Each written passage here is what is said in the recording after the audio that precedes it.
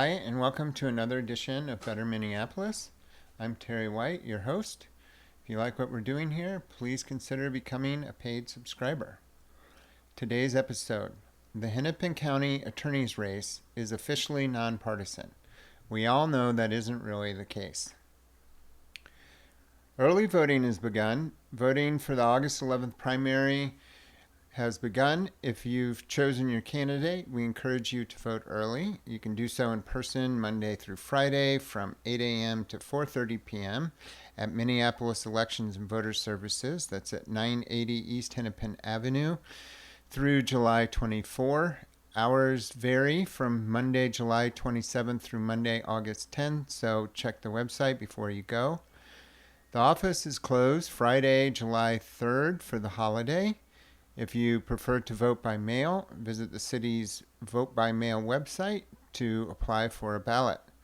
Notably, the site includes a feature that lets you track your ballot the way you would a UPS package. Sample ballot. Steve Simon, the incumbent Secretary of State, is the only DFL candidate for that office. His Republican challengers are Wendy Phillips and Tad Jude. Simon's office maintains an excellent website for voting information. We recommend reviewing a sample ballot before you vote. When we looked at ours, we discovered a large school board position on the ballot. We know little about the candidates other than that Michael Baskins ran for Ward 2 City Council last year.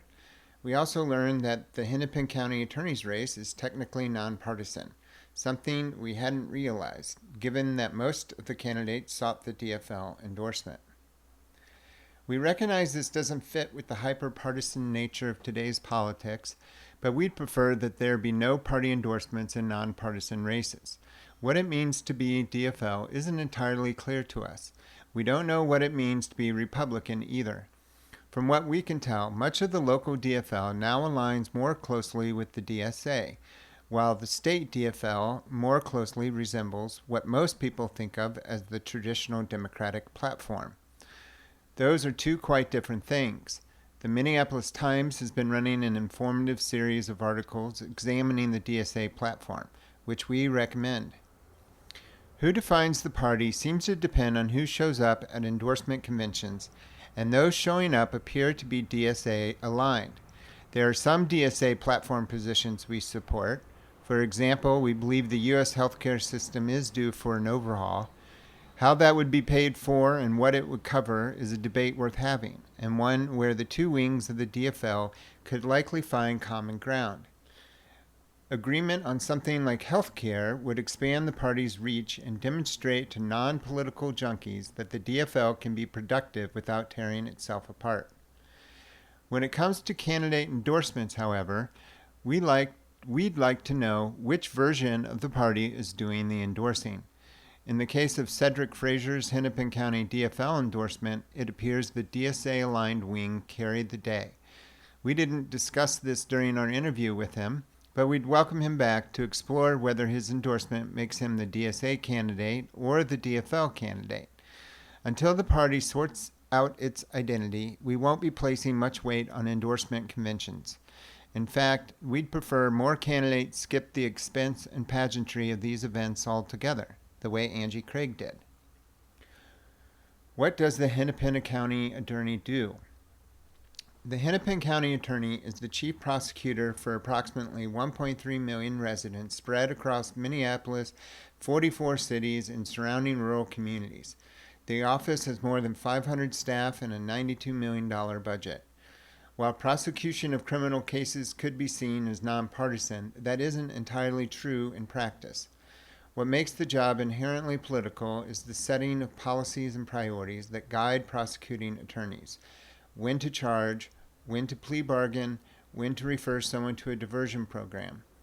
The county attorney sets the tone for these decisions, and those decisions affect the lives of people being prosecuted, crime victims, and the broader community. Beyond the criminal division, the office includes a civil division, which provides legal representation to Hennepin County government, children and families, which handles youth prosecution, child protection, and child support, and Community Affairs, which oversees victim services and community engagement.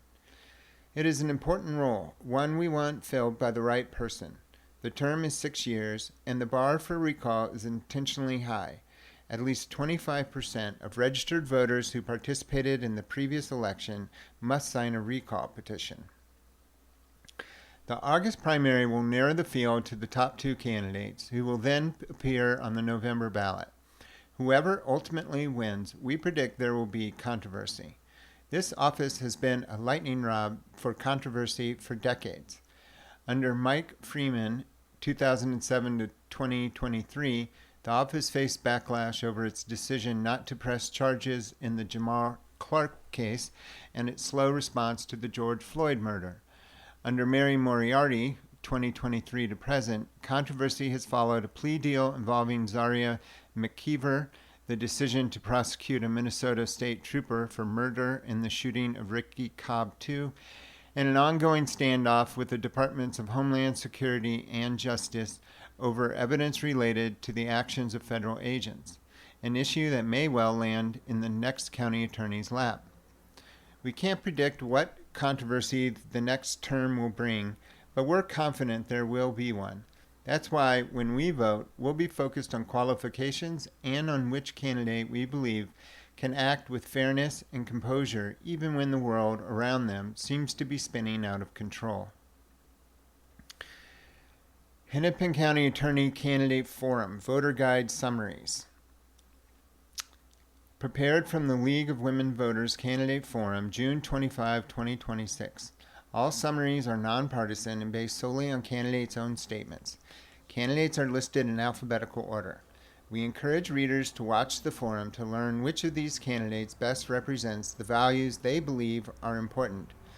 Better Minneapolis interviewed each of the candidates, and links to those interviews are embedded in the candidates' names, which I understand that people listening can't click on those, but if you look at if you are interested in seeing interviews of any of the candidates, you can search the archive in the podcast.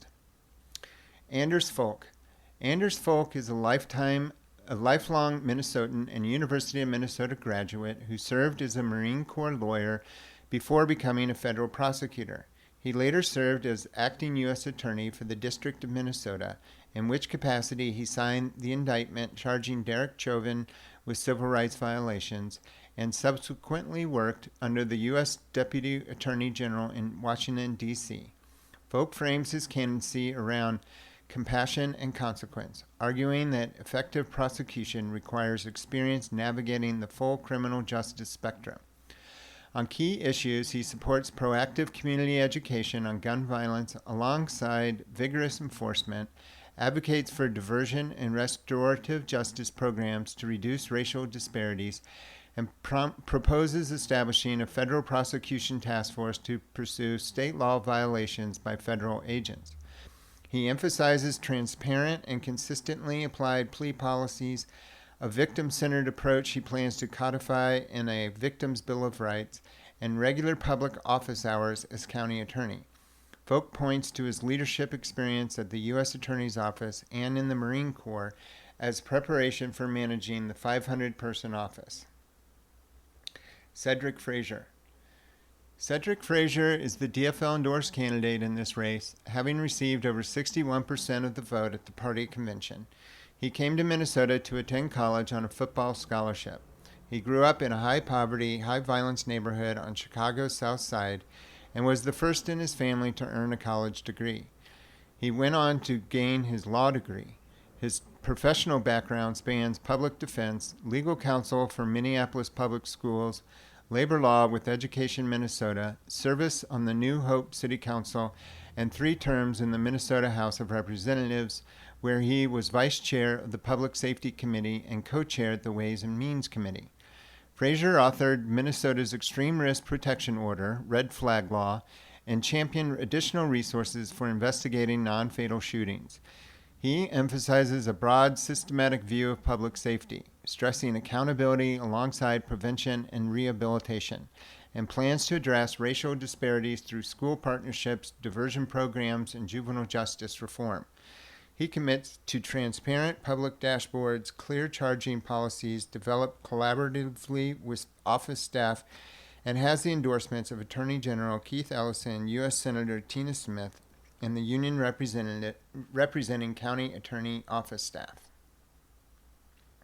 Diane Krentz. Diane Krentz is the only candidate in the race with direct prosecutorial experience inside the Hennepin County Attorney's Office, having worked there for over 40 years, from a law clerkship in 1983 through April 2025, most recently leading the fraud unit and serving in union leadership. She argues the office has become politicized under current leadership and pledges that, if elected, partisan considerations and prosecution decisions would end the day she takes office. Krentz emphasized following sentencing guidelines, reinstating clear and consistently applied charging policies, and rebuilding relationships with law enforcement across all Hennepin County departments. She supports prosecuting felons in illegal possession of firearms to the statutory maximum, 60 months, and charging gun cases arising from traffic stops that she says are currently being declined. On racial disparities, she advocates a race-neutral application of the law while acknowledging that most crime victims she prosecuted were people of color. She also pledges to restore victim communication practices she says have deteriorated, reinstate public website publication of case results, and reinstate community victim impact statements.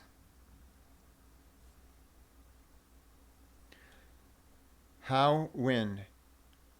How Nguyen came to the United States as a refugee, was raised by a single mother, and learned English as a second language.